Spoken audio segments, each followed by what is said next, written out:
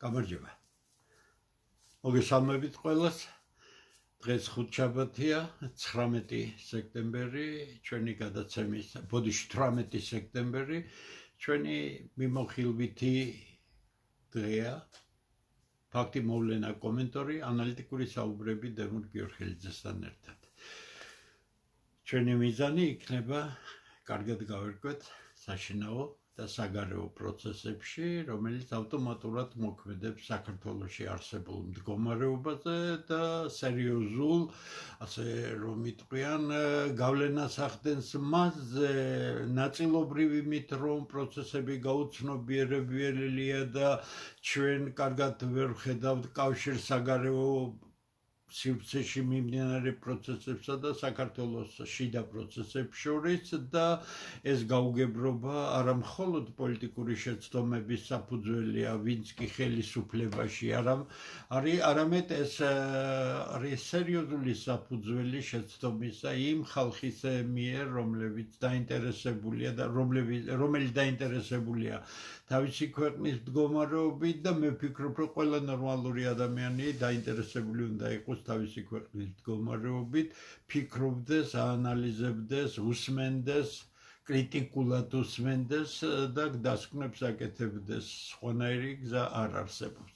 პირველი, რაც ყველაზე მნიშვნელოვანია, რაც არ იყო ერთი კვირის წინ და რაც სრულიად მოულოდნელია, ამ მოდით ასე ვთქვათ, საკითხის დასმის თვალსაზრისით შეერთებული შტატები აშკარად გადადის მემარცხენე რადიკალური შეხედულებების წინააღმდეგ ბრძოლაზე. ეს არ არის უბრალო განცხადება. დღეს მე ვნახე და წავიკითხე, რომ კონგრესში მზადდება სერიოზული მოსმენა და ყველა ონლაინ რესურსის ხელმძღვანელს მიეცა წინადადება, რომ ამ განხილვებს დაესწრონ. საუბარია ონლაინ რესურსების როლზე ამ ძალადობის გაღვივებაში და გითხრათ სიმართლე, ფანტასტიკურად დიდი როლი უჭირავთ. გასაგებია ეს იკვებებოდა იმ გლობალისტური ნეოლიბერალური ელიტების პოლიტიკის კვალობაზე, ემსახურებოდა ამ ძალიან მახინჯ შეხედულებათა სისტემას, მაგრამ წარმოიდგინეთ თქვენ ამან საფრთხე შეუქმნა შეერთებულ შტატებს და დღევანდელი ხელისუფლება ნამდვილად არ არის ძლიერი ხელისუფლება შეერთებულ შტატებში, აშკარად მოულოდნელად ძალიან არაძლიერი ხელისუფლება. მე შედარებებს ვაკეთებ, რაც მეხსიერება მაქვს სადღაც 60-იანი წლების მეორე ნახევრიდან, ამერიკის მოვლენებში ძალიან კარგად ინფორმირებული ვიყავი, მით უმეტეს ჯერ სკოლის მოსწავლე ვიყავი, შემდეგ კი სტუდენტი, მაგრამ ეს იყო უდიდესი ინტერესი და ეს ინტერესი დღეს უკვე პროფესიულ დონეზე შევჩა. წარმოიდგინეთ თქვენ, საუბარია არა უბრალოდ ყოველთვის იყო შეხედულებათა სისტემებში სხვაობა, ხო სწორია შეერთებულ შტატებში, მაგრამ ეს მკაცრად აწყობილი თამაშის წესებზე აწყობილი ქვეყანა იყო, დემოკრატები, უფრო ლიბერალები, უფრო მემარცხენე შეხედულებების კონსერვატორები, კლასიკური. დღეს ეს მოიშალა, ისევე როგორც დღევანდელი კონსერვატული პარტია არაფრით გავს 60-70-იანი წლების კონსერვატულ პარტიას შეერთებული შტატების არაფრით მერწმუნეთ, ისევე დემოკრატიული პარტია არაფრით გავს, ის გაჯერებულია ნეოლიბერალიზმით, გლობალური შეხედულებებით და ამ ყველაფერმა ქვეყანაში დაამკვიდრა ის ანარქია, როდესაც ტროცკისტული ჯგუფები, როგორიც არის ანტიფა, შავი სიცოცხლე მნიშვნელოვანია,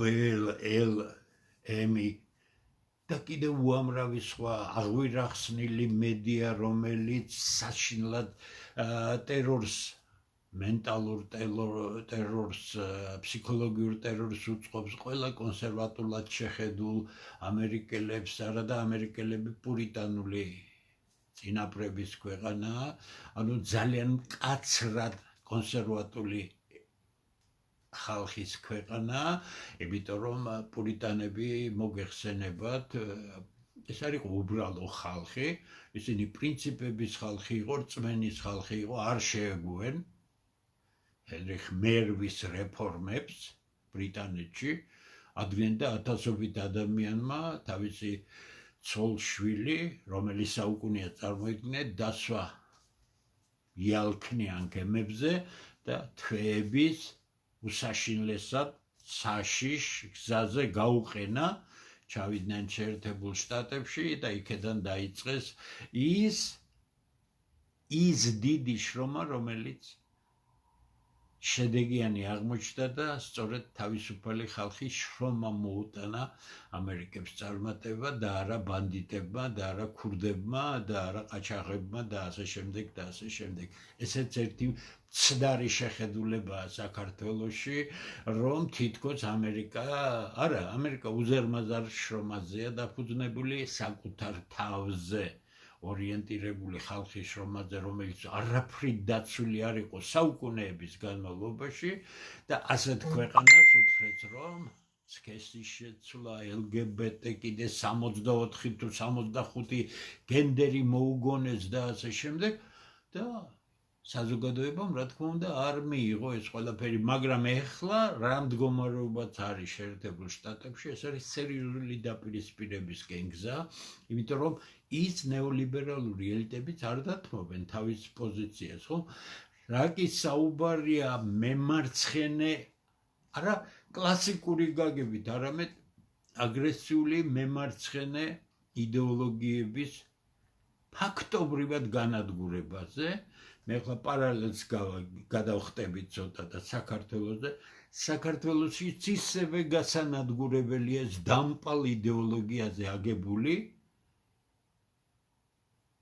არასამთავრობოები, ვითომ პარტიები, ვითომ რაღაც საზოგადოებრივი ჯგუფები, თუ შენ გინდა შეინარჩუნო კლასიკური გაგებით სახელმწიფო, გქონდეს აქ აცდაც სხვადასხვაობა, გქონდეს ძალიან თავისუფალი გარემო, კიდე გეუბნებით, ეს გარდაუვალია, მაგრამ არა ის საზიზღრობა, რასაც ჩვენ 94 წლის შემდეგ თავს გვახევდნენ და მაგრამ ვერაფერი ვერ მოგვახიეთ საბოლოო ჯამში. რაღაც გაართულეს პრობლემები, მაგრამ არა უშავს.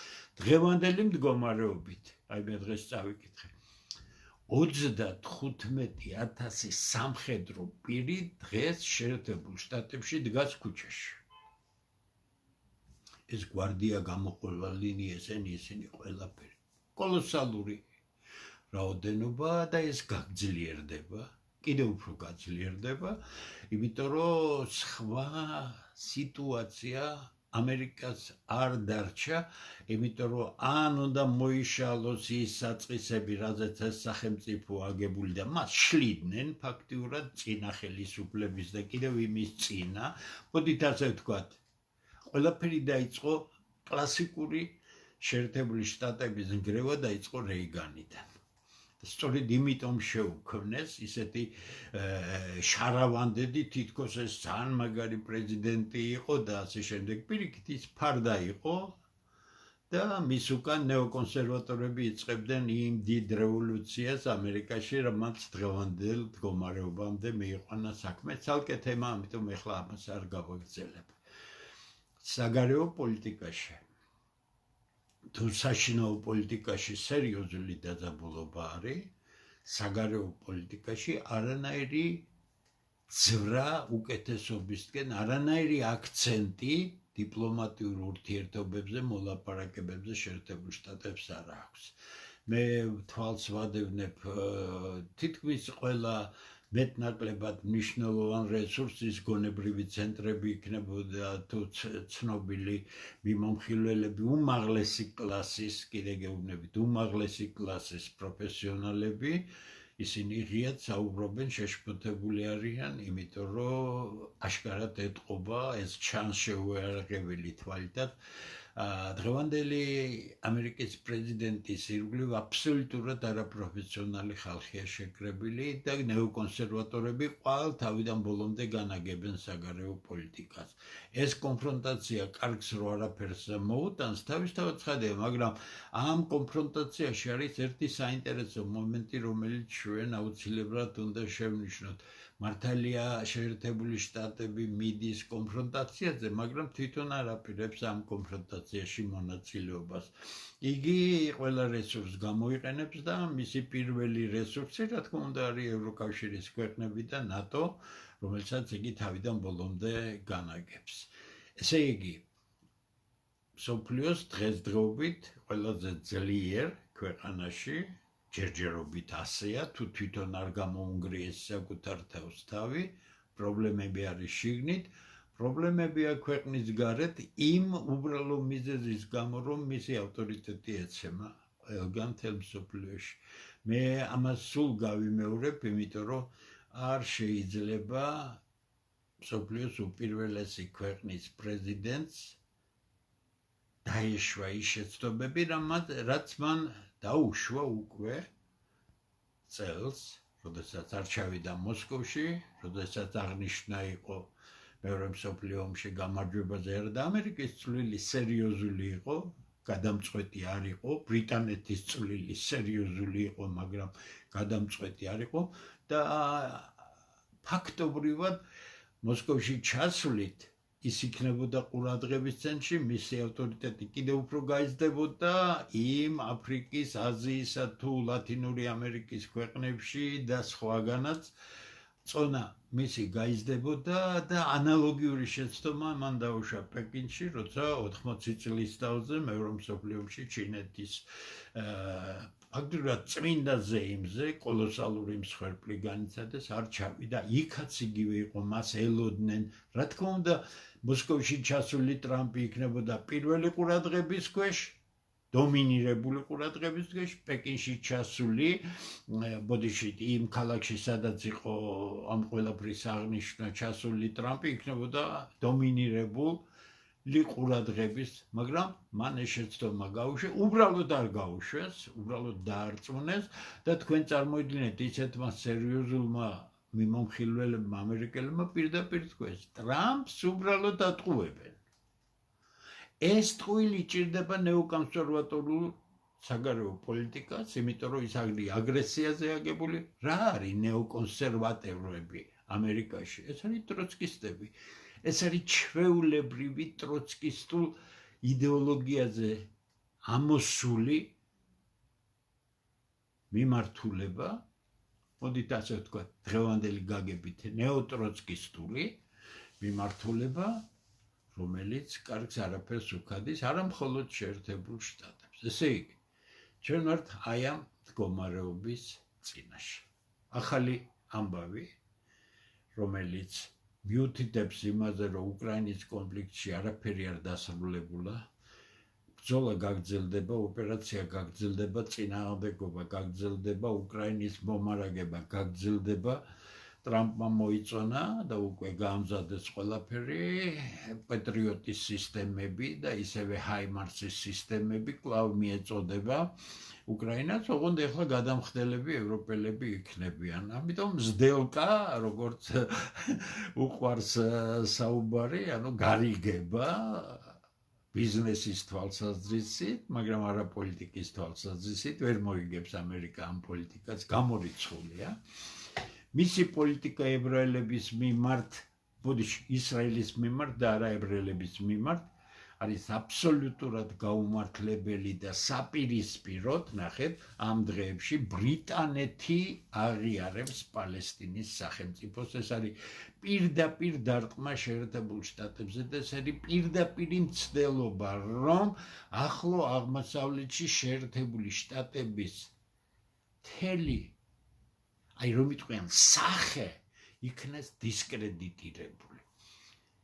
თქვენ შეიძლება გამოგჩათ, მაგრამ განსაკუთრებულად გააძლიერა სირიის ახალმა ხელისუფლებამ რუსეთთან ურთიერთობა ლამის სტრატეგიულ პარტნიორობამდე მიდის, იმიტომ რომ სირიის ინტერესები და ხელისუფლებაში როცა მოდიხარ ადამიანი, სხვანაირი განწყობები ხდება, საქართველოში არაფერი არ ხდება. საქართველოში ხელისუფლებაში მოსული ხალხს ჩვენ უკვე უყურებთ 33 წელია ფულის შოუნის მეტი არაფერი არ აინტერესებს. არც პასუხისგებლობა აქვს, არც არაფერი არ არის და ეს დაგვეტყო ჩვენ ყველანაირად და ამაზე სწორედ შემდეგ ვისაუბრებ. ესე იგი, რა გამოდის? ომი უკრაინაში გაგრძელდება, უკრაინის გაძლიერებული მომარაგება გაგრძელდება, არავინ არ ფიქრობს სამშვიდობო მოლაპარაკებებზე, ეს არის უბრალოდ სიტყვის მასალა და წოდება იარაღისა კიდევ უფრო გაძლიერდება. რა თქმა უნდა, ყველაფერ ამაში ფულს გადაიხდიან ევროპელები, რომლებსაც ისედაც არ აქვთ კარგად საქმე, თუმცა ევროპული რევანშიზმი, ანუ ხელისუფლებაში მოყვანილი თავის დროზე ნაცისტი გენერლებისა და მაღალჩინოსნების უკვე შვილიშვილები გაზრდილი იმ ოჯახურ ტრადიციაში, რომ ეს ყველაფერი რევანშს ექვემდებარება და არ უნდა შეეგუონ ამას, დღეს უკვე ჩაშვებულია სრული სახით და ჩვენ ვხედავთ ომისთვის მზადებას და ამ ომის თავიდან აცილება. მე ერთ-ერთი პირველი ვიყავი, ვინც დაინახა ეს და მაშინაც ვთქვი და ეხლაც გავიმეორებ. რუსეთმა აიციოს ომი ნატოსთან და ევროპასთან, ეს იქნება რაღაც სასწაული, მაგრამ მე ვერ ვხედავ დღევანდელი გადასახედიდან, თუ რაიმე შეიძლება აუცილებლად გეტყვით, რომ რუსეთი ამ ომს გადაურჩება. ამიტომ არის ფრთხილად ყველაფერი, ამიტომ არ ხდება უკრაინაში მდგომარეობის ესკალაცია, ხაზს უსვამ. ესკალაცია რომ გაეკეთებინათ რუსებს, მაშინ დასავლეთი ნამდვილად სერიოზულ მობილიზაციას გააკეთებდა. ეხლა როგორ აიცით, მიდის ნელი გადამუშავება კოლოსალურ დანაკარგებზეა უკრაინის ჯარის მხრივ. ამერიკელებმა მიმოხილველება დაასახელეს იმ ცვლილებებმა, რაც არის რუსების დანაკარგები დღეში ერთეულებამდე დავიდა. ეს არ არის ადრე რაც იყო, თუმცა შედარებით ესეც გაკეთებულია და ძალიან დიდი სხვაობა იყო დანაკარგებში. რას ავრცელებს პრესა იდეოლოგიით, იდეოლოგიურად ორიენტირებული, ამას მნიშვნელობა არ აქვს. ომი დაკვირვებადია, ბოლო-ბოლო კოსმოსიდან ყველაფერი დაკვირვებას ექვემდებარება. ამერიკელი ცნობილი მიმოხილველები ფლობენ ამ ინფორმაციას, იმიტომ რომ თავისი ცხოვრება ან ცენტრალურ სადაზვეროშია გატარებული, ან თავდაცვის სამინისტროში, ან კიდევ ძალიან სერიოზულ ადგილებში, სისტემა კი ასე მუშაობს, რომ მათ ფუნქციონალური დატვირთვა აქვს და ამდენად მათ აქვთ წოდომა ყველა იმ ინფორმაციაზე, რომელსაც სისტემის ფარგლებში მყოფი, თქვათ, იგივე სამხედრო პირები თუ დაზვერვის ოფიცრები ვერ გაახმიანებენ. ესე იგი, ჩვენ უნდა ველოდოთ იმასაც, რომ ეს დაძაბულობა არ მოიხსნება. რა კი დაძაბულობა არ მოიხსნება უკრაინაში, არ მოიხსნება ევროპაში, პირიქით უარესობისკენ წავა ყველაფერი და პოლონეთის მოვლენებმა, იქ რაკეტების ბოდიში დრონებთან დაკავშირებით უჩვენა, რომ საქმე სულაც არ არის მარტივად. ბალტიის ზღვაში იმ პროვოკაციებმა, რაც მათ შორის ბალტიის ქვეყნებმა გააკეთეს რუსული ტანკერების თითქოს და დაკავების მცდელობაზე და ლამის დაიბომბდნენ, ეს ყველაფერი მიუთითებს იმაზე, რომ არანაირი შანსი იმისა, რომ საქართველოში მშვიდობისკენ წავა საქმე და უпростоრად მოიხსნება ის დაძაბულობა, რომელიც არის ქვეყანაში, ფაქტობრივად არ აგვაქვს, საფუძველი არ აგვაქვს. რატომ? ხელისუფლება ძალიან სუსტია, ხელისუფლება კონფრონტაციის დონეზე ცდილობს შეინარჩუნოს ძალაუფლება, ნახეთ, და მე ჩემი თაობის კაცი დღევანდელ პროპაგანდას აითუგნებავთ იქ დაჭერებთან დაკავშირებით ნარკოტიკები, ეს არის წმინდა კონკავშირული სულისკვეთება ამ პროპაგანდის არის წმინდა კონკავშირული, რაც იყო საბჭოთა პროპაგანდის დროს, ეს არის კამპანიური ხასიათი და არანაირი ნარკოტიკების შემცირება საქართველოში არ მოხდება. თბილისი არის ნარკოტიკების ბუდე და ხელისუფლების გარეშე ვერანაირი ასეთი დიდი მოძრაობა ნარკოტიკებისა ვერ მოხდებოდა.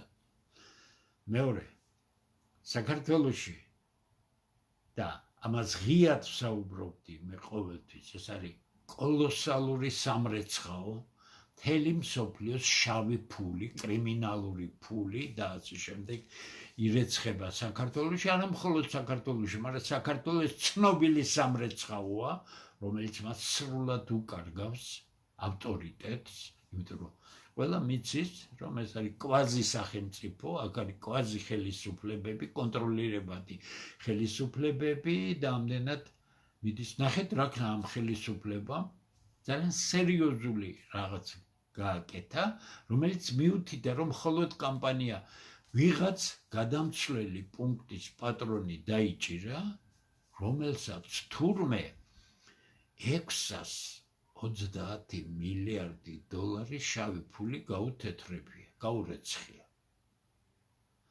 ეხლა ეს ინფორმაცია არის ან თლად ჩლუნგი რო არის ადამიანი იმისთვის, ან და ყურმოჭრილი სეთურიც ბრბოელი რომ არის. როგორ შეეძლო? როცა არსებობს დაკვირვების სპეციალური ორგანო, რომელიც ფინანსურ გადარიცხვებს უყურებს, არსებობს სპეცსამსახური, არსებობს შინაგან საქმეთა სამინისტრო, არსებობს ეროვნული ბანკი, რომლის გარეშეც კომერციული ბანკები ამ ინფორმაციას ყველაფერს აწვდიან, ერთი კაცი ვერ გარიცხავდა 630 მილიონ დოლარს, ესე იგი ის იყო ვიღაცის ეგრეთ წოდებული პაიკი, რომელიც აკეთებდა ამ ოპერაციებს და ამას სხვა სახურავები, ანუ კრიშები ყავდა. ეს ერთი, მაგრამ დღევანდელი ხელისუფლება ვერ ბედავს და ვერც გაბედავს ხელი მოკიდოს რომელიმე კაზინოს, რომელიც ტოტალური სამრეცხაოები არიან და რომელთა ჯამური ოფიციალური შემოსავალი, რასაც თვითონ კაზინოს ხელმძღვანელები რომ იტყვიან თანხმდებიან, რომ ეს არის ლეგალური. რა არის არალეგალური, ეს კიდე ცალკე თემა. აღემატება საქართველოს ბიუჯეტს. მაგრამ ეს ხელისუფლება არ არის ის ხელისუფლება, რომელიც თქვათ საერთო მდგომარეობას გააუმჯობებს და დაიმახსოვრეთ, გაივლის ეს არჩევნები, შეიძლება ისე მოხდეს, რომ მოცნება მოერევა ამ ეტაპზე ოპოზიციას, იმიტომ რომ ასეთი ოპოზიციის აღორძინება და ხელისუფლებაში მოსვლა ფაქტობრივად კიდევ ერთი ახალი უბედურება. ერთი უბედურება ის არის, რომ ეს ხელისუფლებაა და მეორე უბედურება იქნება ეს ხელისუფლება ისედაც ისრუტავს ნაცმოძრაობიდან ყველაფერს და თავის წევრებად აქცია ისინი და თავის წევრებად შემოყავს, ამიტომ ეს სხვა სტრატეგია და ამაზე მე უკვე ვისაუბრე გადაცემაში. ამიტომ ეს კამპანიურობა არავის არ უნდა ატყუებდეს ამ ხელისუფლების ძალიან მაღალი დონეების სახურავის გარეშე, ვერც საგადამცვლელო პუნქტები იქნებოდა, ვერც ის საკმაოდ დიდი, ნახეთ, მე ვერ წარმოვიდგენდი თუ ამ ხელაწარმოება იყო გორში, რომელიც არააქციზურ, ანუ არალეგალურ საწარმოს სახით უშვებდა იმ ცნობილი ბრენდების პროდუქციებს, ძალიან დიდი მოცულობა. მე შეება ძალიან დიდი ეჭვი რომ და ასეც არის, ქართულ ოცნების შიგნით მიდის დაპირისპირება და ერთი ჯგუფი, ამ შემთხვევაში ყობახიძის ჯგუფი, როგორც სახელისლებო ჯგუფი, ცდილობს ყველაფერი იქნას განეიტრალებული, რაც სავარაუდოდ მოსალოდნელი ყოფილი ოცნების ასევე პირველი პირებისგან, პირველი პირი ოცნებაში არავინ არ არის, პირველი პირი ერთი პირია, აქ საუბარია ამ ხალხზე, რომელიც ამ პირველი პირის მიერ არის დასმული, ხო, მაგრამ ისინი ჩვეულებრივი დათათუშადან ვირთხების ცნობილი პასაჟია.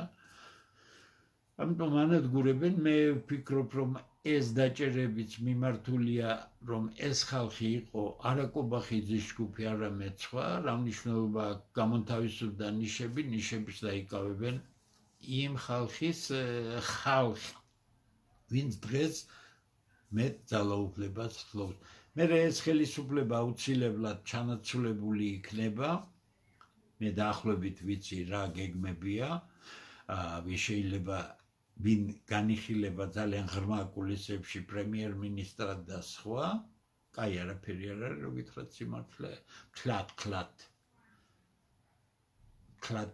არასერიოზულ ხალხია საუბარი, მაგრამ ეს მერესთვის იყოს, იმიტომ რომ ეს სისტემა სხვანაირად ვერ მოითმენს, ვერავის ვერ მოითმენს, ვინც გარკვეული დროის შემდეგ თავის ფუნქციას შეასრულებს და როგორც ცნობილი გამოთქმა არის, მავრმა შეასრულა თავისი საქმე, მავრი უნდა წავიდეს, ასე ხდება ბოლო 13 წელია საქართველოში ყველაფერი. ესე იგი, ჩვენი მთავარი ამოცანა არის იმ სტაბილიზაციის გზების ძიება, რომელიც საქართველოში მის მომავალს არ დაკიდებს ამურ ჯგუფს.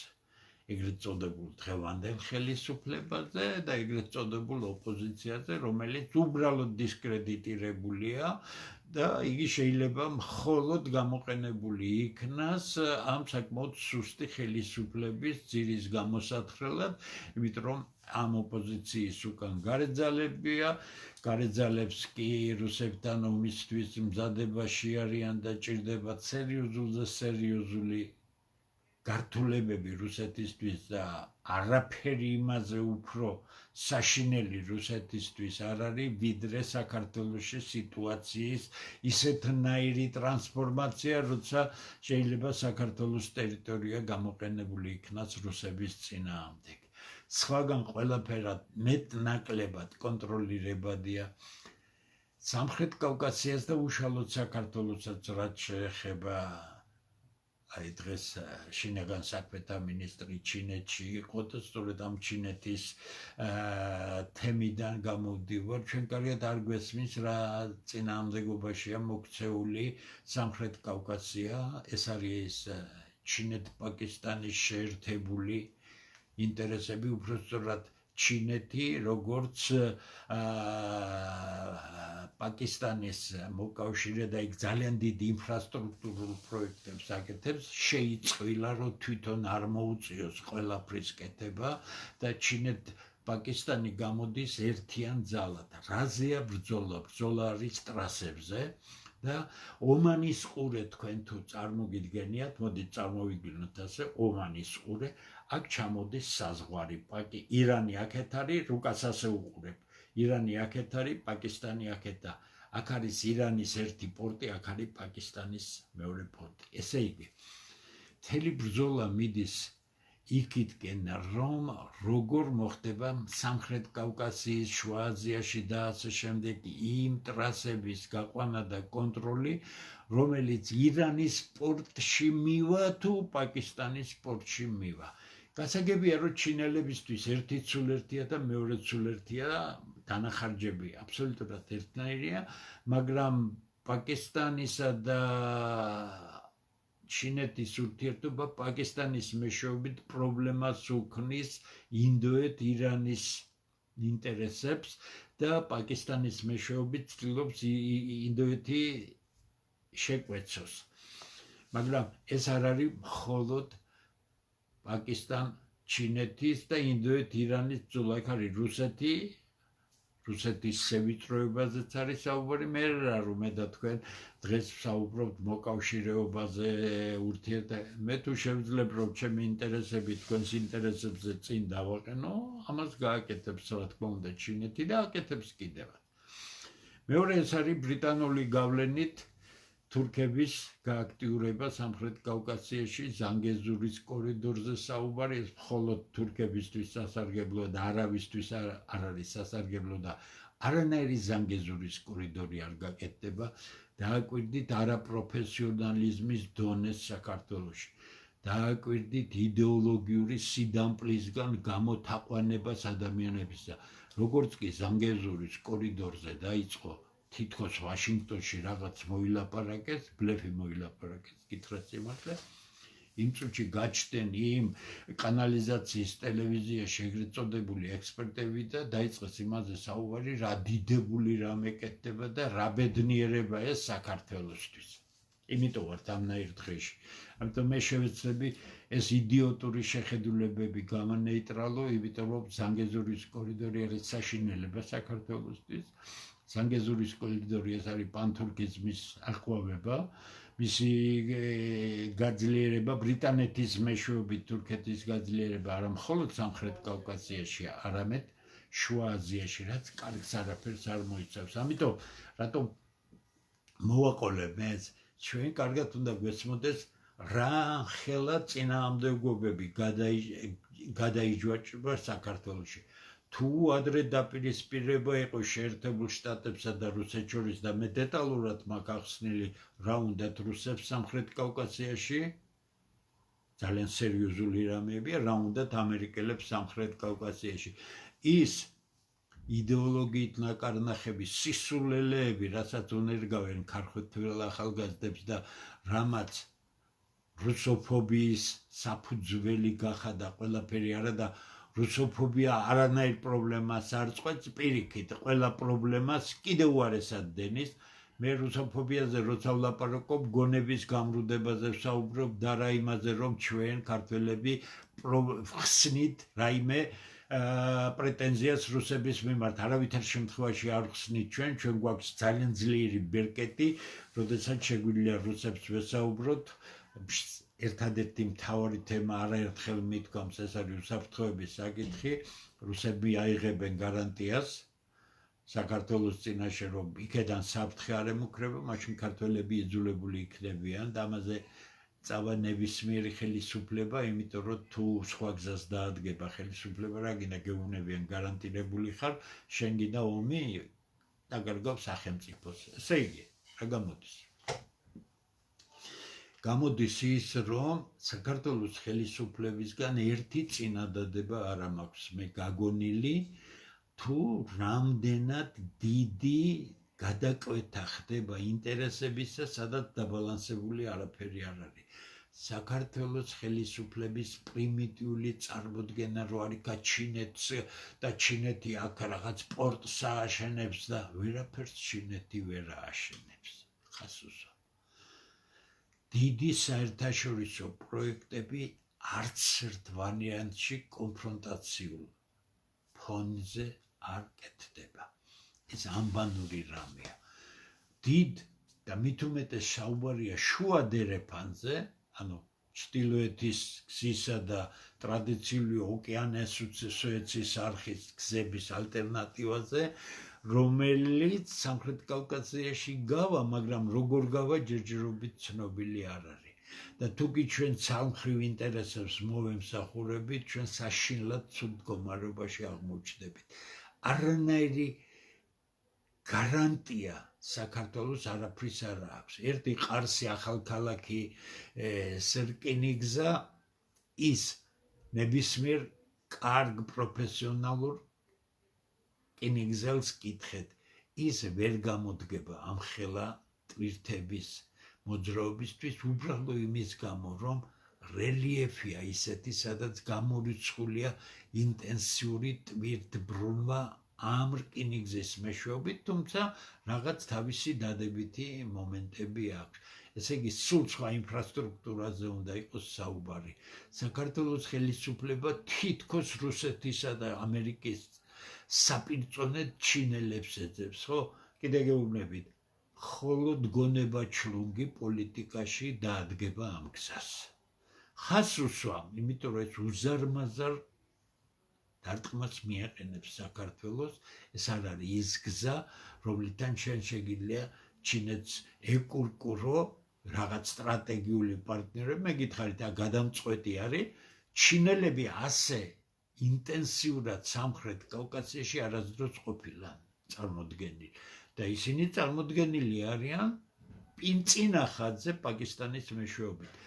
თქვენ თუ გახსოვთ, როდესაც სომხეთ-აზერბაიჯანის დაპირისპირება იყო, მე მაშინ პაკისტანი ვახსენე, იმიტომ რომ ძალიან აქტიურად ერეოდა და მიკვირდა, მაშინ არ ვიცოდი მე ეს კავშირი, უბრალოდ მე ბევრი ვეძიე, რომ რატო ხდება და გასაგები იყო, რომ რატომ ხდება. ეს არის სწორედ ის ინტერესი, პაკისტანსაც დიდი ინტერესი აქვს, მისთვის მნიშვნელოვანია, რომ ეს ტრასები იმპორტში ჩაიკეტოს, რომელიც პაკისტანის სპორტია.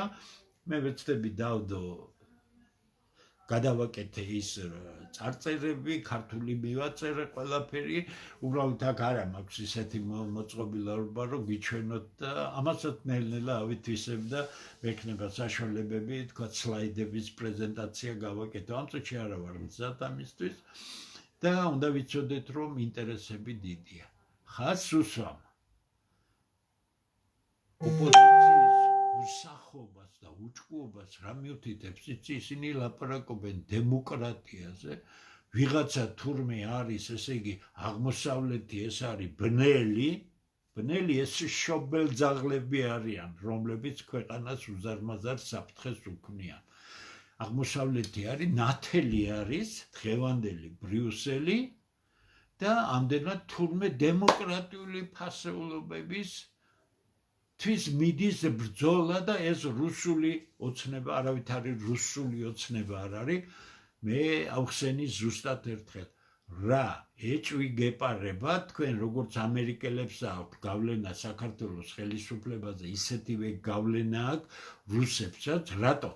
იმიტომ რომ ისინი ახდენენ ზემოქმედებას საქართველოს ხელისუფლებაზე, რომ საქართველოს ხელისუფლებამ არ გადადგას ის ნაბიჯები, რომელიც აუფეთქებს სიტუაციას რუსებს და შეუქმნის საფრთხეს და როგორც უკრაინაში იგივე ოპერაციის გაკეთება დაჭირდება. არანაირ შემთხვევაში არ შეიძლება ეს რუსებს.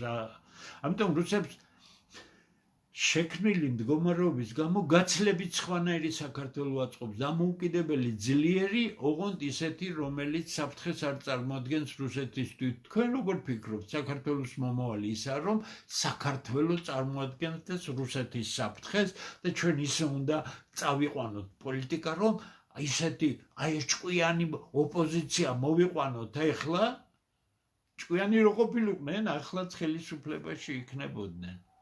ახალგაზრდა ხალხი იყო, მაგრამ გადარია ქალებმა, ფულმა, ამ ძალაუფლებამ და კისერი მოიტეხეს და თქვი ერთხელ და კაცი ზის,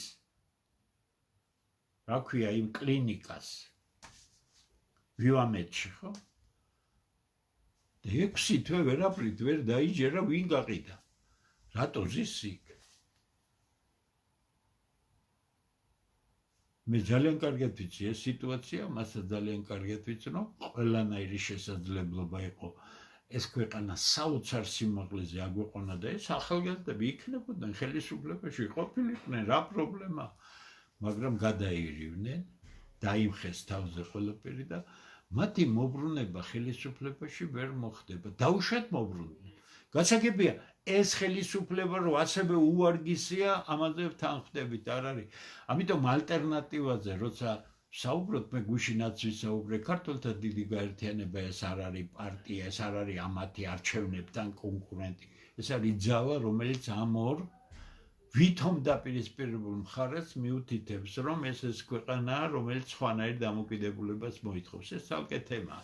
ამიტომ 4 ოქტომბერს საქართველოს ხელისუფლებას სერიოზული პრობლემები აქვს, მოსაგვარებელი, მე არ ვიცი რას მოაგვარებს, როგორ მოაგვარებს, როგორათაც არ უნდა მოაგვაროს საქართველოში კრიზისი კიდევ უფრო გაღმავდება, ვიდრე რაიმე გასწორდება. დიახ, ესენი თქვა დარჩებიან ხელისუფლებაში, როგორც კი არჩევნების საფრთხე მოიხსნება, ისევ კორუფციაში გადავარდებიან, ისევ ყველაფერი დავიწყებული იქნება, თორე აგერა ხარ თქვენ და აგერა ვარ მე, არცად წამსვლელი არა ვარ. ესე იგი, ჩვენი მდგომარეობა არის განსაკუთრებით საშიში. ჩვენ გვაქვს ორი საფრთხე. შიგა მდგომარეობა არასტაბილურია. საქართველოს ხელისუფლება ვერანაირ პოლიტიკურ რესურსს ვერ ფლობს, რომ კრიზისი დაძლიოს, პირიქით დაადგა ყველაზე მოლიპულ გზას. კრიზისების მეშვეობით ცდილობს დარჩეს ხელისუფლებაში, რაც აბსოლუტურად წამგებიანი პოზიცია და ამას ადრე თუ გვიან ძალიან სერიოზული, უფრო ასე მოდით ასე ვთქვათ, საშუალოვადიან პერსპექტივაში ამას ძალიან ცუდი შედეგები მოყვება, მაგრამ ამაზე კიდე სხვა დროს ვისაუბროთ. ეხლა მე მაინტერესებს უახლოესი სიტუაციები რა იქნება.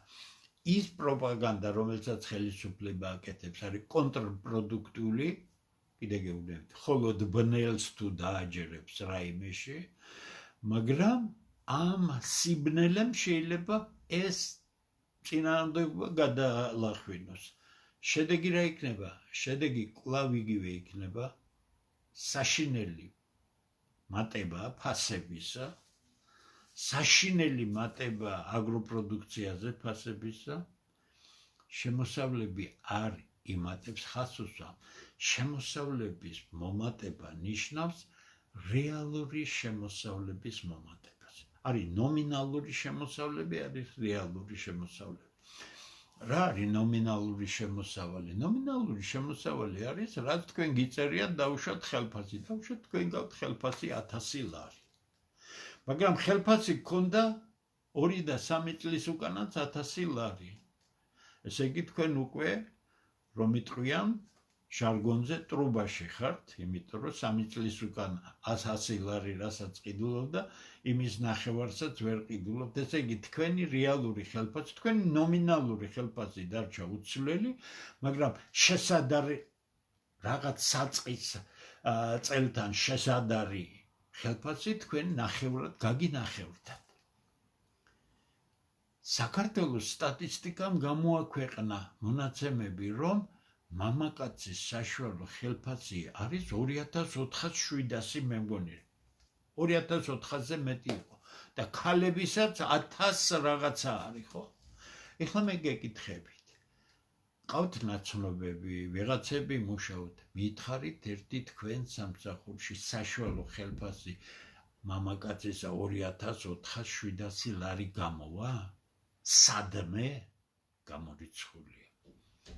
აბსოლუტურად გამორიცხულია და საშუალო როგორ მიიღება, იმ მახინჯი დათვლით, როდესაც ვიღაცას ხელფასი წელიწადში მილიონი აქვს, მილიონები აქვს, ვიღაცას 700, 800, 1000, 1500, სახელმწიფო სექტორში ამ ბოლო დროს თქვა ადრე რომ 800 ლარები იყო, ეხლა 2000 რაღაც ლარები არის ხელფასი, გასაგებია ეს კონტინგენტი რჩება მის საყრდენად ხელისუფლებისთვის. მე დღეს ერთმა კარგმა ადამიანმა მომწერა, რომ ბატონო მე ყველაფერი ვიციო, მაგრამ ძლივს სამუშაოც ვერ ღირსეო და იმ ხალხს ვერ დავაღალატებო და ამიტომ ცოტა სარკასტულად მომწერა დიდება ოცნებას, დიდება ბიძინას და ასე შემდეგ და მიმანიშნა, რომ რა გავაკეთო. დიახ, აი რა გააკეთოს ადამიანებმა ხელში რომ მოუჭირა ამ ხელისუფლებამ, რომ თუ გინდა რომ სამსახური გქონდეს, იყავი ამ ხელისუფლების ერთგული, თუ არა გაგიშვებთ აქედან და მე ეძიე თქვენ თვითონ თქვენი თავი, ხო? ეს არ არის მექანიზმი, რომლითაც თქვენ შეიძლება დაიკავოთ მოსახლეობა, იმიტომ რომ მოვა დრო, როცა ეს ყველაფერი ცუდად იფეთქებს. ესე იგი, შენარჩუნება ძალაუფლებისა კონფრონტაციის ხარჯზე, ხას უსვამს. ეს არის ამოსავალი ოცნებისა. ოცნებაზე არგუმენტირებული საუბარი და ოპონენტებთან ღია საუბარი არ შეუძლია. მე მაგალითად მათ ვურჩევდი არასავალდებულად. მე მაგალითად მე რომ ვიყო ხელისუფლებაში, მე აუცილებლად გავაკეთებდი ღია საჯარო დებატებს, პანელურ დისკუსიებს, რატო იცით? თუ თქვენ გინდათ ხელისუფლებაში იყოთ, თქვენ ინტელექტუალურადაც და პროფესიონალურადაც უფრო მაღლა უნდა იყოთ, ვიდრე სხვა პოლიტიკური ჯგუფებია დღეს და თქვენ ამის დემონსტრირებას უნდა ახდენდეთ ღია, არა უბრალოდ დებატებით. ამ დებატებში თქვენი საფუძველი უნდა იყოს შედეგი. არანაირი შედეგი ოცნებას არ აქვს, კატასტროფის შედეგებია, დემოგრაფია, მიგრაცია, იქით, აქეთ და ასე შემდეგ და ასე შემდეგ, ინფლაცია, ხელფასების მატების დონე ვერაფრით ვერ მივა ახლოსთან ინფლაციის დონესთან და ოფიციალურად მთავრობა აცხადებს, რომ 1,9 იყო ინფლაციაო 2024 რა იყო 1.9 ვერ გავიგე. მე არაერთხელ დავწერ კი, მაგრამ მარტო ჩემს უბანშია, მაღაზიებში ისეთი ცვალებადი ბაზები და სხვაგან ყველაფერი კარგად არის? არ არის ხო კარგად, მაგრამ რა ხდება? ხდება ის, რომ პროპაგანდისტული არხებით ხდება ადამიანების, თქვათ, დაშინება ერთი მხრივ დიახ. გასაგებია, გონიერ კაც რა უნდა ის ოპოზიცია ხელისუფლებაში, მაგრამ გონიერ კაც რაში უნდა ჭირდებოდეს, რომ ოცნება დარჩეს ხელისუფლებაში, ხო? ესე იგი, მოსაფიქრებელია სხვა რამ, როდესაც გაცილებით კონკურენტულ დონეზე სამართლიანი არჩევნების გზით შესაძლებელია იმ არჩევანის გაკეთება ქვეყანაში, როცა კონკურენტულ საფუძველზე შერჩეული პოლიტიკური ძალები ამ ხალხის წინაშე ანგარიშვალდებული იქნებიან და შედეგზე იმუშავებენ. სანამ ეს არ იქნება, ჩვენ სულ ამ მდგომარეობაში ვიქნებით.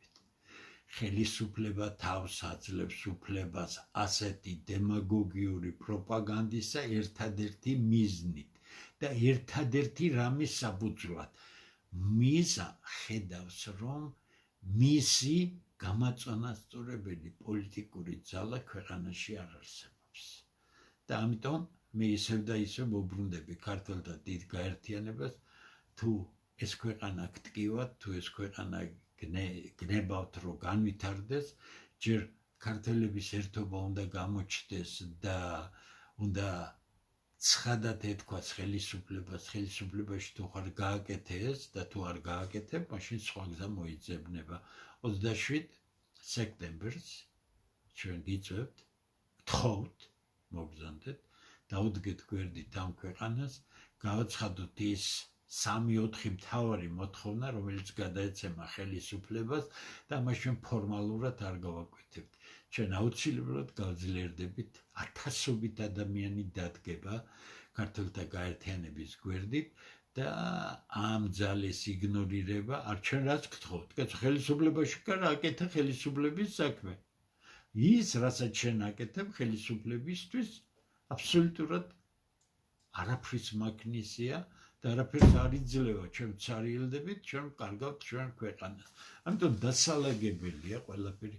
აქ ემოცია ვიღაცა მიყვარს, ვიღაცა არ მიყვარს, ეს გადაარჩენს ქვეყანა, ის გადაარჩენს ქვეყანა. ვიღაცამ დამიწერა, რომ აი ეს ოცნება უნდა ღარიბაშვილმა ჩაანაცვლოსო და ისაა მამულიშვილი. მე კი დაუწერე, რომ ალბათ ძალიან მაგარი აცილებული ხართ ხო და თუ მართლა ვინმე ფიქრობს საქართველოში ამას, მაშინ ამ მძღნერში ხასუსვა. ამ მძღნერში, რომელშიც საქართველოა, ქართველები ვერასდროს გამოვლენ. თუ 2025 წლის 18 სექტემბერს ვიღაც ფიქრობს ამას, რომ ეს გადაგვარჩენს, მაშინ თქვენი საქმე ნამეტანი გლახად ყოფილა და კარგს არ უნდა ელოდოთ, მაგრამ ჩვენ არავის არ ვასამართლებთ. მე უბრალოდ ხაზგასმით ვამბობ, რა დიდი პრობლემა, ქართველების ყველა დიდი პრობლემა არის მენტალური პრობლემები. სერიოზული პრობლემები და ჩვენ ამ სიტუაციის გატეხვა გვინდა და აუცილებლად გავტეხავთ. როგორც შევთანხმდით, მე და ეს არის ერთი საქმე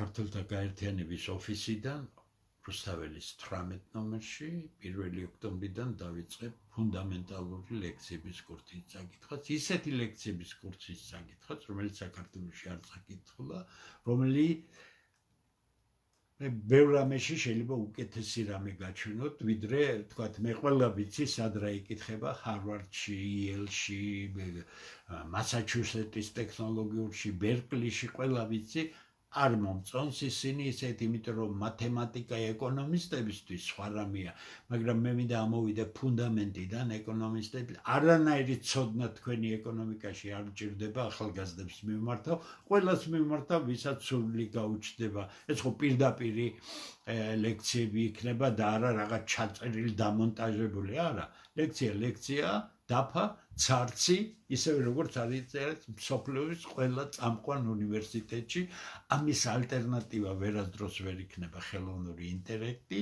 ამის პროფესორისა და ახალგაზრდა ცოდნას დაუფლების მოყვარული და მოსურნე ადამიანის კონტაქტზე უკეთესი არაფერი არ იქნება. დღეს თითქოს და უამრავი ლექციებია, მაგრამ მიდით აბა და მოусმინეთ ტოპოლოგიაში ლექციებს, რა გამოგივათ და ასე შემდეგ და ასე შემდეგ. ამიტომ ეს ლექციები იქნება, აუცილებლად იქნება. ეს არის ციკლის დასაწყისი და მე დავარქვი ამას განათლება პროგრესისათვის. ეს არ არის მარტო საუბარი, ეს იქნება ლექციები, ეს იქნება კონტაქტები, ეს იქნება ანალიტიკა, ეს იქნება წიგნები და ასე შემდეგ და ასე შემდეგ.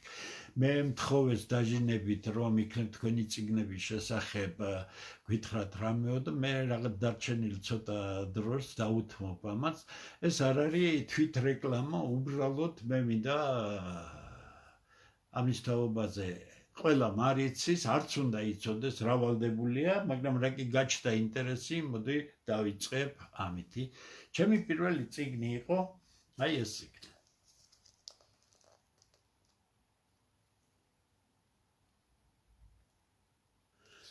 მომავლის ხედვას თავისუფლების შეგრძნება სჭირდება.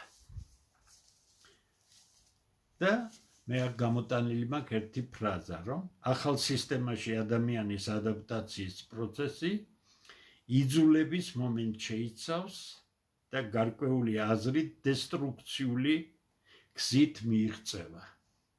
მაგრამ ყოველი დიდი მიზანი საბოლოო შედეგი არ შეიძლება იყოს მხოლოდ ნეგატიური.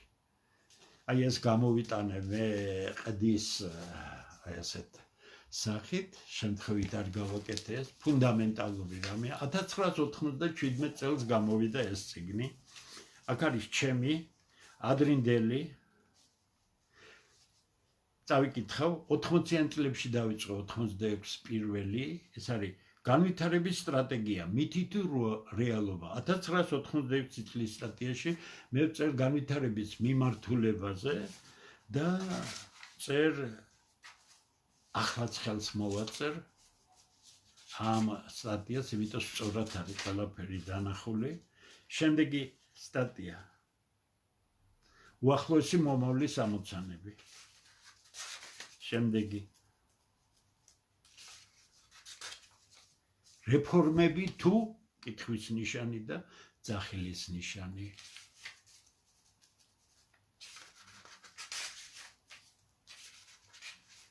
ფულად საგრედო პოლიტიკა და მისი რეალიზაციის მიმართულებები. ხას უსვამ, ეს ყველაფერი არის დასაწყისში დანახული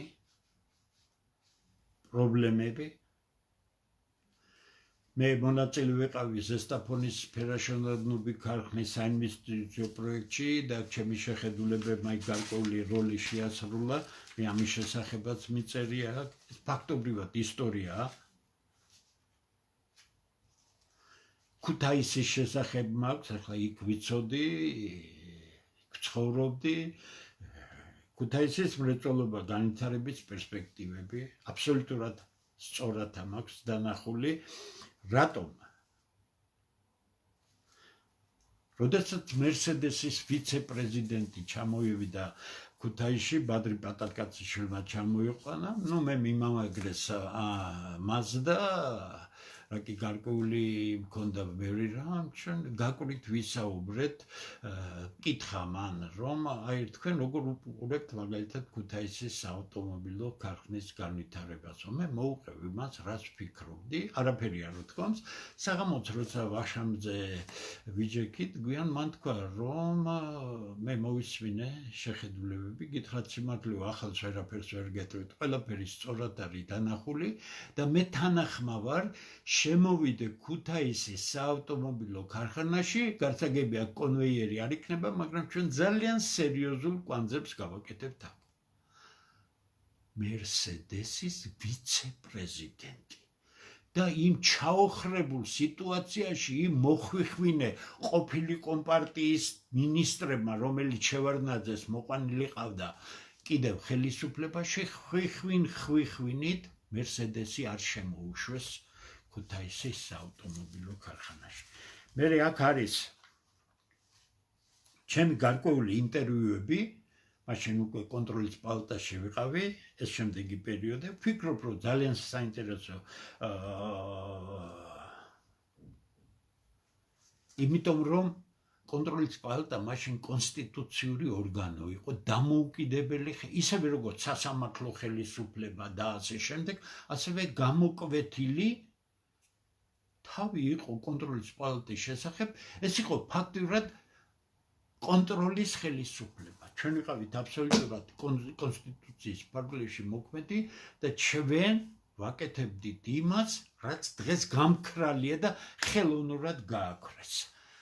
ამ შრომის შედეგი იყო ჩემი მეორე წიგნი, აქ არა მაქვს სამწუხაროდ, ეს იყო ტერიტორიული ბიუჯეტები, ანალიზი, მეთოდიკა, პრობლემები და ამ წიგნში მე თავი მოუყარე, მე ვფიქრობ, რომ ერთ-ერთი ყველაზე საინტერესოა, იმიტომ რომ ფაქტობრივად ქუთაისის მაშინ იმერეთ რაჭა-ლეჩხუმ სვანეთის კონტროლის პალატაში ჩვენ გავაკეთეთ, ჩემი ინიციატივა იყო, მე ბუღალტერი არ ვიყავი, მოვედი უნივერსიტეტიდან, თხოვეც რომ ამ სათავეში ჩავდგმოდი ამ საქმეს, გასაგებია ახლა გარსების და გაფრენილი მათემატიკის შემდეგ ბუღალტერია დავჯექი და 1-2 თვეში იმის რისი გარკვევაც იყო აუცილებელი გავერკვიე და მე გადავწყვიტე, ჩემი წინადადება იყო, თუმცა მაშინ წინააღმდეგობა მქონდა 12 რაიონი იყო იმერეთში, ყოველწლიურად ორჯერ 6 თვის მერე და წლის ბოლოს სრული ანალიზი გამეკეთებია იმ მეთოდიკით, რაც იყო.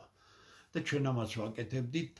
დღესაც უნიკალური მასალა, რატო იცით, ეს არის ის თუ როგორ ნებისმიერ მუნიციპალიტეტში როგორ უნდა ანალიზდებოდეს ბიუჯეტის ხარჯები, რა პრობლემები, როგორ უნდა გამოვლინდეს და ასე შემდეგ და ასე შემდეგ. ეს წიგნია, სერიოზული წიგნია და მე ამას ვამზადებ იმისთვის, რომ რაღაც 1-2 თავი დაუმატო და კიდე ხელახლა გამოვცე უკვე და ამ წიგნში არის აგრეთვე მუნიციპალიტეტების დონეზე რა არის გასაკეთებელი, თქვათ, რა კადასტრებია, მიწა, სიმდიდრეები და ასე შემდეგ და ასე შემდეგ და ვფიქრობ, რომ ჩემი ერთ-ერთი კაი წიგნია, იმიტომ რომ ამაზე უფრო პრაქტიკულად ძნელი რაიმეა, ამიტომ ესე იგი მეორე წიგნი არის, ასევე 97 წელს გამოცემული საქართველოს ტერიტორიული ბიუჯეტები, ამას მალე ხელმისაწვდომს გავხდი, პირველი კი ეს არის, მომავლის ხედვას თავისუფლების შეგრძნება ჭირდება.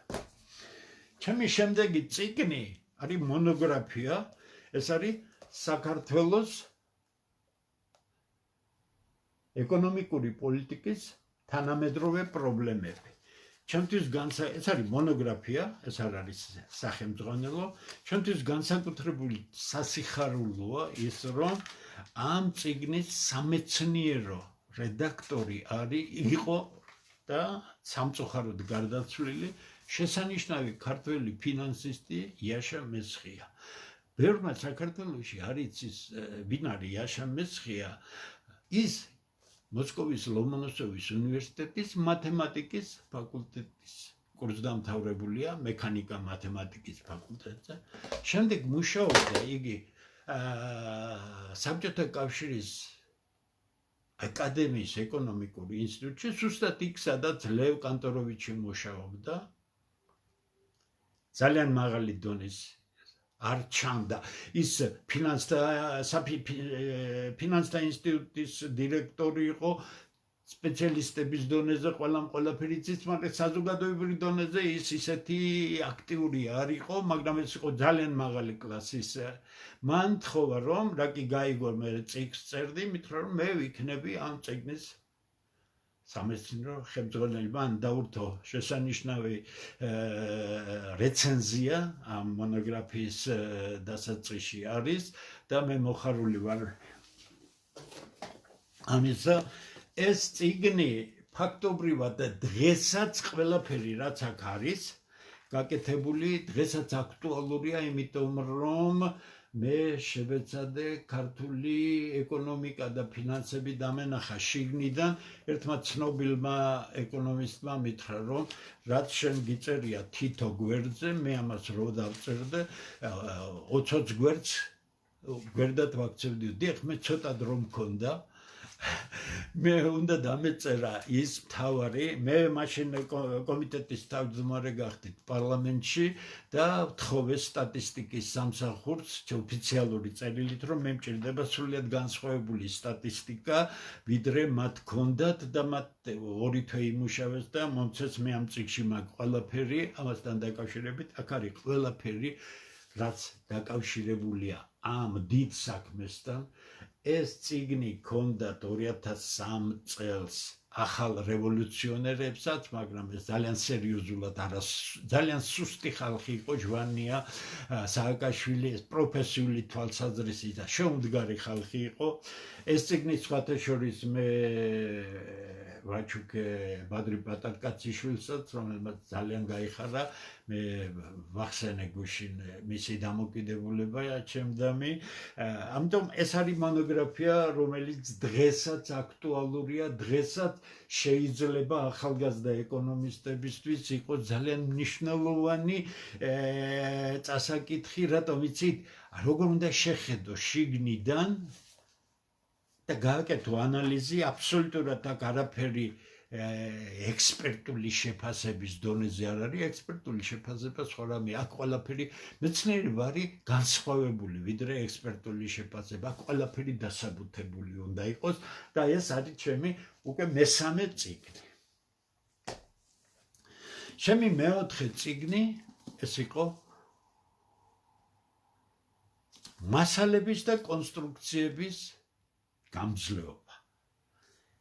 ნოდარ ვალიშვილთან, ჩემ სამეცნიერო ხელმძღვანელთან, ქუთაისის პოლიტექნიკური ინსტიტუტის რექტორთან, რომელმაც თავისი სადოქტორო საბჭოთა კავშირის ნომერ 1 კათედრაზე იყო MVTU იმენი ბაუმანის სახელობის მოსკოვის უმაღლესი ტექნიკური სასწავლებელი, ფანტასტიკურად ძლიერი სასწავლებელი და აი ამ სადოქტოროს დაცვის შემდეგ ის გადმოიყვანეს ქუთაისის რექტორად. მე მაშინ ვამთავრებდი უკვე დიპლომზე ვმუშაობდი.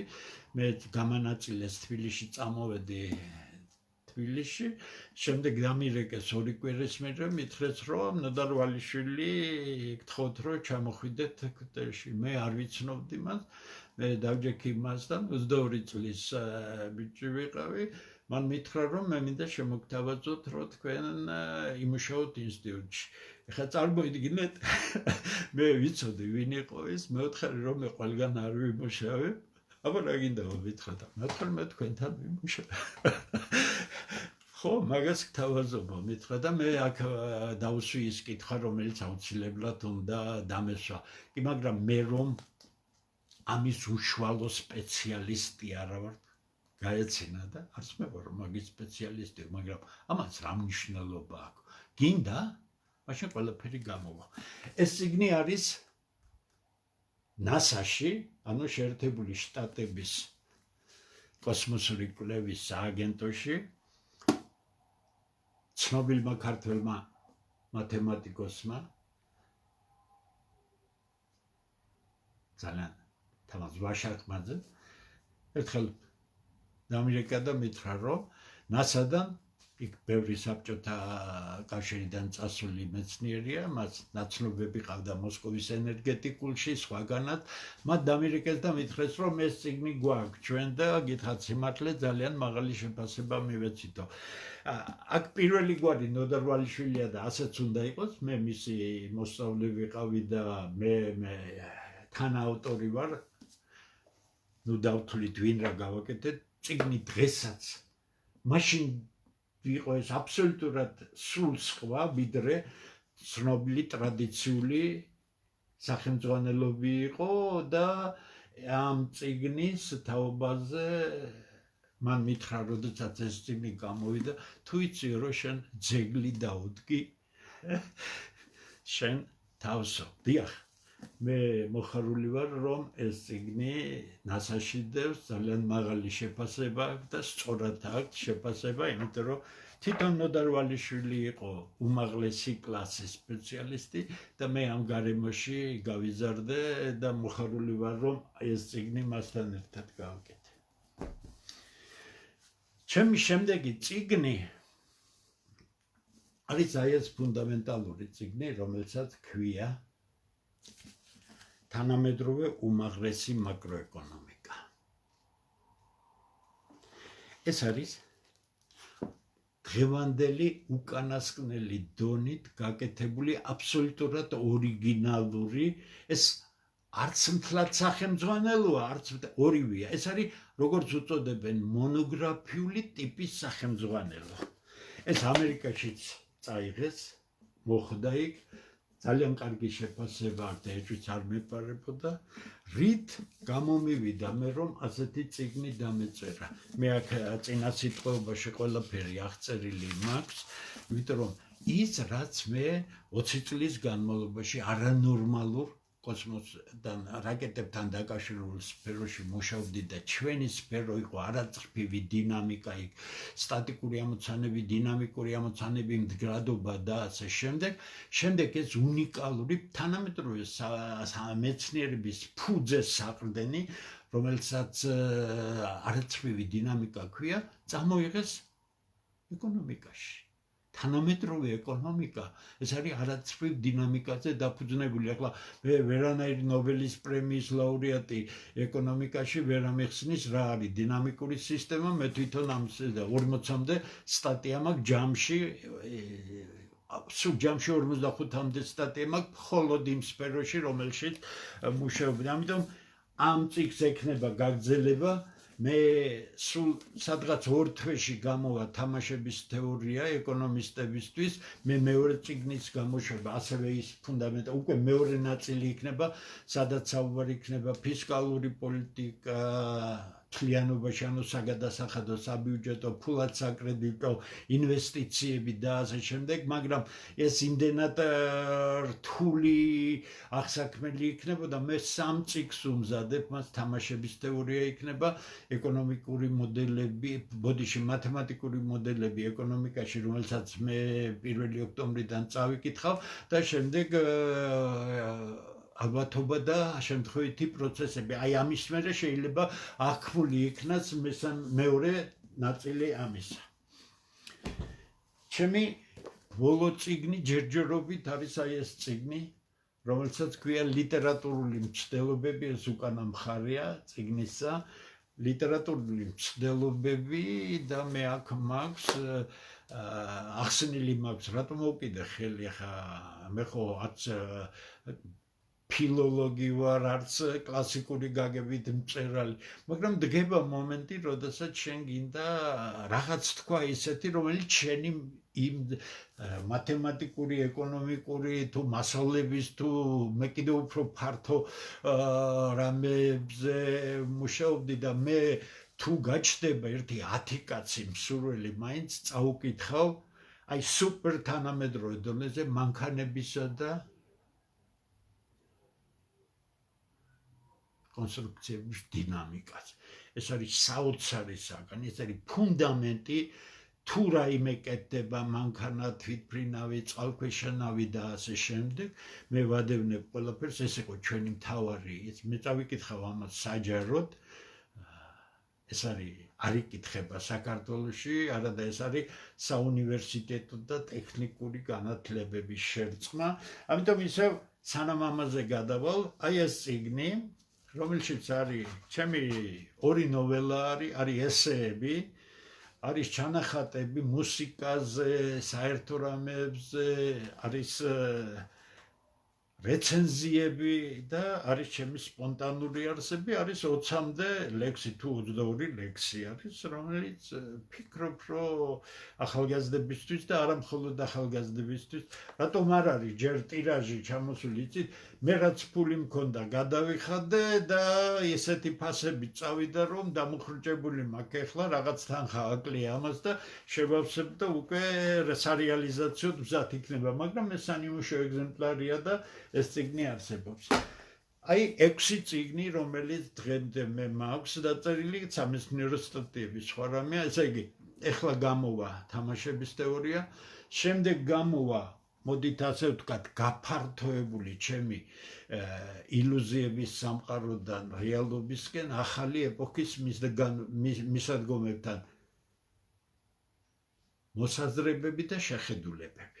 ეს არის ესეების, ჩემი პუბლიცისტური წერილების კრებული, იქ არის ფუნდამენტი 10 სტატია არის, 10 წერილი არის, მე მქონდა სურვილი დამეხატა ის დრო, რომელშიც მე ვცხოვრობ, ის პანო, რომ ადამიანმა როცა არ უნდა წაიკითხოს 100 წლის მერე ეს აღიდგინოს ეს ეპოქა. მე მგონი გამომივიდა წიგნი, რომ გამოსაცემად მზად იყოს 2-3 თვის მუშაობა ჭირდება და მე როგორც კი თამაშების თეორია ჩამოიყრება, მეორე დღიდან 2-3 თვეში დავამთავრებ ამას და უკვე მაქვს პირობა იმისა, რომ რობაქიძის უნივერსიტეტი დამეხმარება ამ წიგნის გამოცემაში და მე მათი უდიდესი მადლობელი ვარ და ფანტასტიკური პასუხისგებლობა გამაჩნია ამ უნივერსიტეტის მიმართ. აი შემდეგ წიგნი იქნება ის წიგნი, რომელიც ლექციების საკით მე წავიკითხო, მაგრამ წიგნის ფორმა ჯერჯერობით არ აქვს. შემდეგ კიდე სხვა რაღაცები იქნება, მოკლედ ასია. თუ ვინმეს რაიმე დაინტერესებს ამ წიგნებთან, გინდ მესტუმრეთ და ვისაუბროთ უნივერსიტეტში, გინდ მომწერეთ და ასე შემდეგ. მოკლედ ჯერჯერობით ასია. და მადლობა ყურადღებისთვის, მადლობა იმისთვის, რომ მომეწით საშუალება ამაზე მესაუბრა. მე ჯერ კიდევ ინტენსიურად მუშაობ და იმედი მაქვს, რომ ეს წიგნები მაქსიმუმ 2 წელიწადში გაურმაგებული იქნება. დიდი მადლობა ყველას. გემშვიდობებით შაბათს 21 საათამდე ჩვენ დავიმშვიდობებით ერთმანეთს და შევხვდებით შაბათს. დიდი მადლობა რომ მოყურებდით და მადლობა ყურადღებისთვის. წარმატებებს გისურვებთ.